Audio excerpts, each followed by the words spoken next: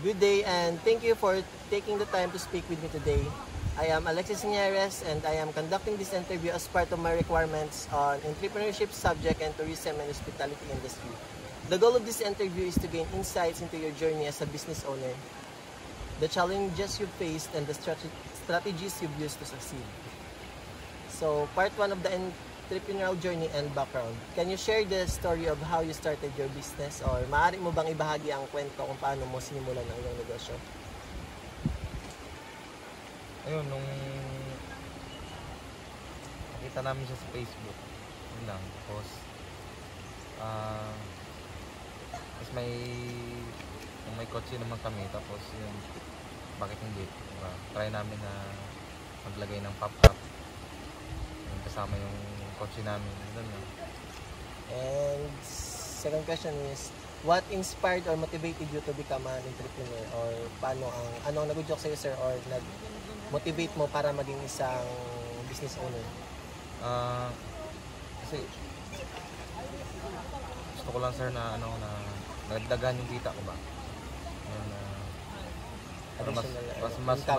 Mas tustusan yung namin yung sa pangangailangan namin araw-araw. And sa challenges and business strategies, what challenges did you face when starting your business and how did you overcome them? Ano ang mga hamon na kinaharap mo nung sinimulan mo ang iyong negosyo at paano mo ito nalampasan? Ayun, sir, first time ko pa lang siyang first time namin ginawa. Tapos syempre nag-a-adjust pa yung mga timpla, tapos ikaw lang mag-isa yung magalaw, ano ba. Ngayon, nasanay na rin. Tapos yung oras mo, kailangan nakapix talaga yung oras mo dyan. Ngayon, In terms of sir, in terms of madami kang makakompetensya ba sa business? Ano yung yung sa tingin mo is yung mas mas malakas ka kaysa sa kanila, advantage mo? Siguro, sir, meron kaming nilalagay na medyo kahit pa paano medyo kakaiba ng konti, And second question is, how do you handle competition and keep your business growing? So, paano mo kinakaharap ang mga competition at pinapanatili ang paglago ng iyong negosyo? Ganun lang, sir,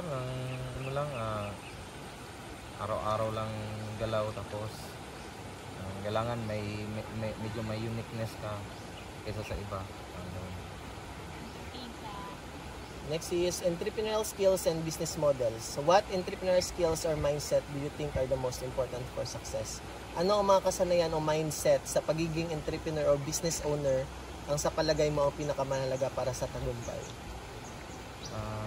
Sir, utak tsaka galaw. Siyempre, isipin mo tapos trabahuin mo talaga. Tapos yung skills mo, sir, na pagiging barista pa din, yun pa din yung advantage mo. Sa pagtimpla ba? Lang yun, lang first time ko lang din kasi parang lahat dinadaan lang sa So dito, sir, for example is yung what type of business model do you use and why do you choose it? So sa tingin mo ba, sir, nag-start ka lang sa small business, growing? Oo, sir, pinakamaliit talaga. Small business talaga. Kahit ngayon, maliit pa rin ngayon. Nag-improve rin gani, sir. So next is innovation and future vision. How does innovation or creativity play a role in your business success? So paano nakakatulong ang inobasyon o pagkamalikhain sa tagumpay ng iyong negosyo? Oo, sir, kasi siyempre kung pare-pareha kayong lahat ng style, parang nakakalito din minsan, kaya importante talaga medyo unique ka ng konti. So, what is your long-term vision for your business? Ano ang iyong pangmatagalang pananaw para sa iyong negosyo? Siguro lang, sir, gusto ko lang din nga ang pinaka-mission ko lang din siguro, or vision ko, gusto ko lang is mag-relax yung mga bisita ko. While saka may freedom sila. And last question is, what advice would you give to aspiring entrepreneurs who want to start their own business? So, ano yung mapapayo mo, sir, na may bibigay sa mga future entrepreneurs natin na nais magsimula ng kanilang sariling negosyo? siyempre kung kaya sabi nga nila yung hilig mo eh, ganun. Pero actually ito yung business namin, hindi ko naman talaga hilig yung ganito eh. Parang nakita lang namin siya sa Facebook, tapos ayun. Pero ako nagtitimpla-timpla na rin ako ng mga, kaya siguro ano lang, kung ano yung gusto mo, tsaka ano yung nag-fit sa'yo. Skills. Oo, parang gano'n.